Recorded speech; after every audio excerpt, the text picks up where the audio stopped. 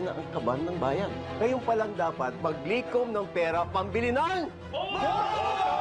Namatay ang mga kaibigan ko nang dahil sa akin. Pati ang papa ko, nasa bingit ngayon ng kamatayan. Pero hindi ako maaaring sumuko. Kailangan kong mailigtas ang papa ko. Pero hindi ko na dapat idamay pa ang mga kaibigan ko. Kinakailangan na ako lumayo sa kanila.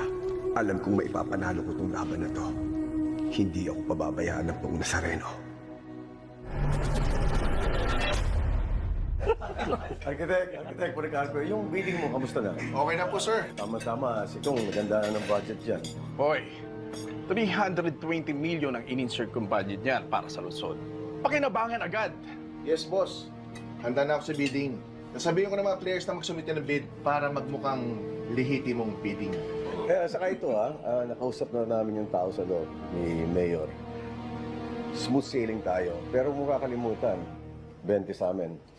Yes, boss. At ako hindi pwedeng mawalan dyan. Alam mo na, 90% on my part. Of course. Ikaw pa ba? Yung mga kalsada, yung mga eskwelahan, pagkakakita na ba natin? Engineer, napagawa namin yung kali bago mag-eleksyon. Ang nakita nating project dyan, yung multipurpose, tapos yung health center. Isa pang malaki, yung flood control. Si Kong na may hawak niyan. Tamang-tama.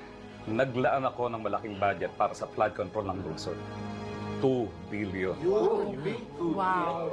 Pero syempre, naglaan din naman ako ng few hundred millions para sa other infrastructure projects. Kong, paalala ko lang ha, huwag niyo kaming kakalimutan. Perfectly. I think it's about time to upgrade my chopper.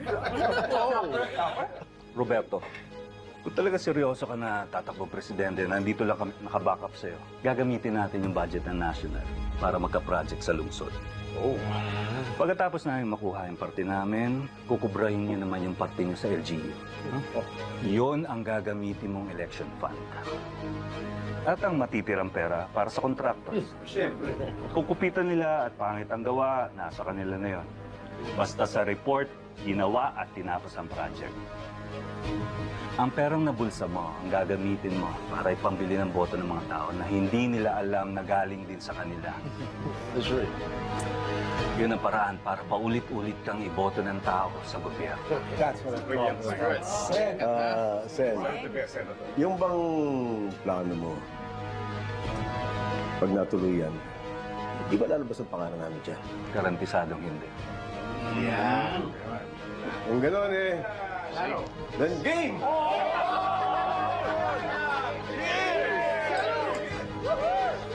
Cheers! Cheers!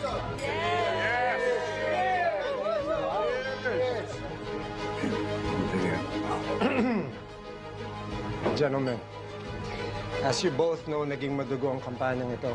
Financially, literally, kailangan natin mabawi lahat ng perang nailabas. Tama nga, Mayor. Tiban-tiba tayo dito. Lahat tayo makakabawi. Marami na ako senador na kausap, marami ng congressmen, from the national budget to the local budget. At marami na akong project na nakahanda. Malulula kayo sa makikita ninyo. Ay, basta, huwag niyo kaming kakalimutan. Sabihin niyo lang kaagad, magpilis pa kami sa alas 4 kung magbigay ng SOP. Totoo yan. Tsaka, Mayor, sana naman lahat ng mga infrastructure projects ninyo, alam mo na, mapunta sa amin. Gaya ng dati. Diba? I'm sorry, Rocky boy, but times are changing. From now on, it's 40. 40% ang hati ko.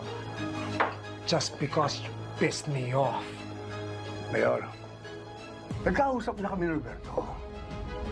Sinabi niya sa akin, maliwanag, 20%. Siya yata dapat namin kausap eh. Well, now you're talking to the mayor. My city, my rules, Rocky boy. 40%. Take it or leave it. Masyado naman yatang gahaman ah. Tandaan mo, Mayor, ang buhaya, kapag busog, madaling mahuli. Rocky boy, huwag mo naman tawaging buwaya yung mayor mo. Yan mo siya, diskarte niya yan. Hindi naman kayong nananakawan eh, pagka tinataasan niya yung kubra niya, di ba? Pondo ng lungsod ko yun, Rocky boy. I own it. Mayor, masyadong malaki yan sa inyo. Wala kayong kikikain. Wala nang matitira. Marami pa kayong magkakate. At isa pa, anong gagastusin namin sa mismong project? Anong gagamitin namin? Alambre? Yero? At dawgaw? Kayang-kaya nyo na yan. Eh, di ba rin yung mga materyales? Hindi na mapapansin ng mga tao yan. Bert, masyadong malaki yung hinihingi ng anak mo. Doble? Lugin-lugin na kami dyan. Miguelito, masyadong malaki ang hinihingi mo. Wala nang matitira sa project. Substandard niya sigurado. Gusto mo yung dumikit sa pangalan mo? Roberto, What? siya ang mayor, di ba? So? Kailangan mo siya. Yung mga contractors na yan, sanay na yung mga yan. Alam na nila kung paano nila pagkakasya yung budget nila. Kung kinakailangan gumamit sila ng kaning lamig, gagamit sila. Saba, ulo mo. Gentlemen, wala akong pakialam kung anong materyales ang gamitin ninyo. Alam ko na ang galawan ninyo eh. Marami kayong project sa papel na hindi naman ginagawa. O di kikita rin kayo, hindi ba? So ang mangyayari niyan, mula sa 30% na budget para sa mga infrastructure projects ninyo ay magiging 10% na lang? Masyado yatang delikado yan. Kawawa ang mga tao. You think I'm doing this for the people? You think I care about the people, Rocky boy?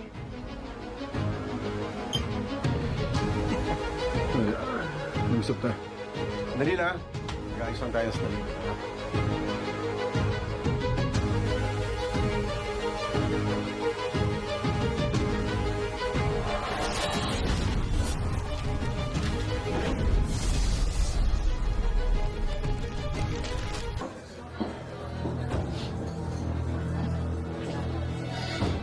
Kayong dalawa, huwag kayong barang-barang diskarte ninyo. Kuya, if Rocky Boy thinks he can do whatever he wants in my party, well, he's sadly mistaken. I just proved him otherwise. And plus, I don't need your approval. Busy lang kita, di ba? Busy mo ko, pero ako pa rin yung control. Hindi lang sila kinano kanina. Papaligid sa atin ang maigittaan ng taong gobyerno. Huwag niyo kayo pahiya. Roberto, ano ba?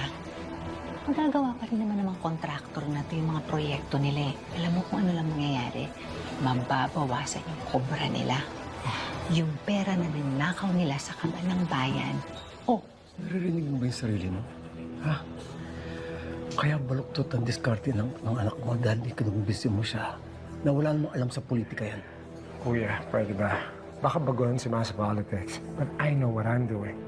Let me remind you, if anyone went to Harvard in this family, ako yun. Harvard? Yeah. 2 linggo sa Harvard? Pumunta pa rin ako. Huwag mong pagmalaki sa akin yan. Ikaw na ako, Mayor. Kontrolin mo yung emotion mo. Kontrolin mo yung diskarte mo sa pamamalakad. At kontrolin mo yung pagkagangan mo. Lalo ka na.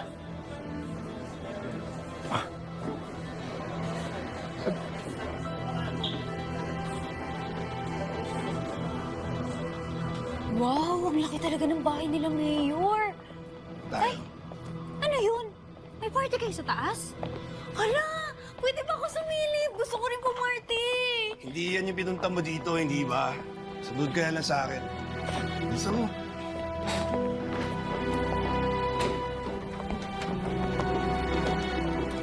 Oh, ito, suotin mo to. Mag-ready ka na, tintayin mo si Mayor dito. Oo na. Alam ko na gagawin ko. Sige na. Iwanan niyo na ako dito.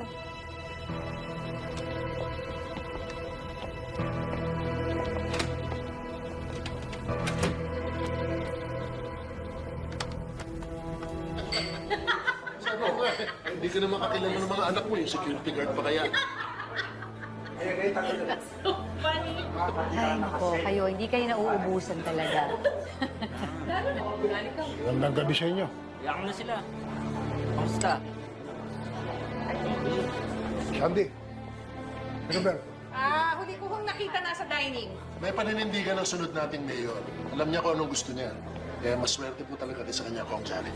Maswerte ang Maynila. Inaamin ko, maraming magsasabi na mayabang siya. Pero, yun eh, asset niya yun eh. Eh, may pagyayabang naman kasi, di ba? Padre. Siyempre, para lang sa...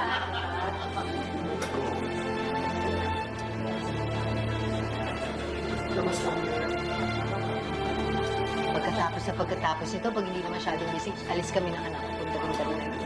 Sige, di pa. Ayun ba yung dati na yun?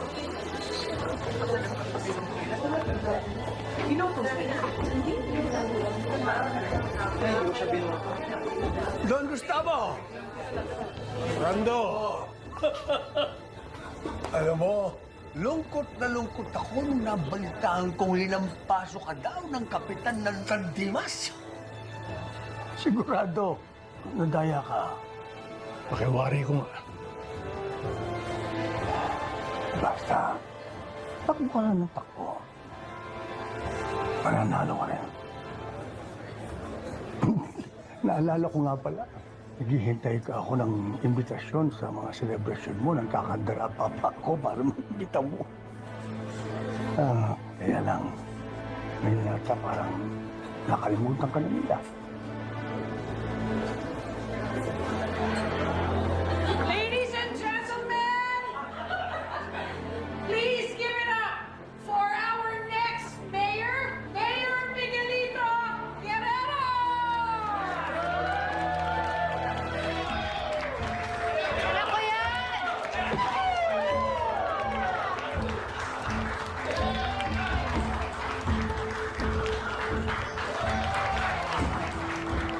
Congratulations, ladies and gentlemen!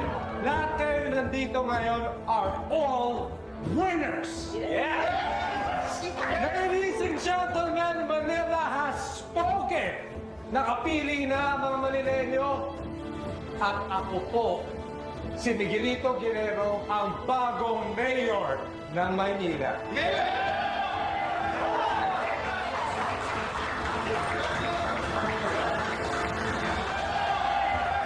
Jason, I want to make a toast para sa bagong kasunduan na sigurado ako magugustuhan ng lahat ng kapartido natin. Lahat po kayo na nandito ngayon, bubusugin ko kayong lahat. Nang mabuting pagbubuno at maunlad na bukas. Cheers!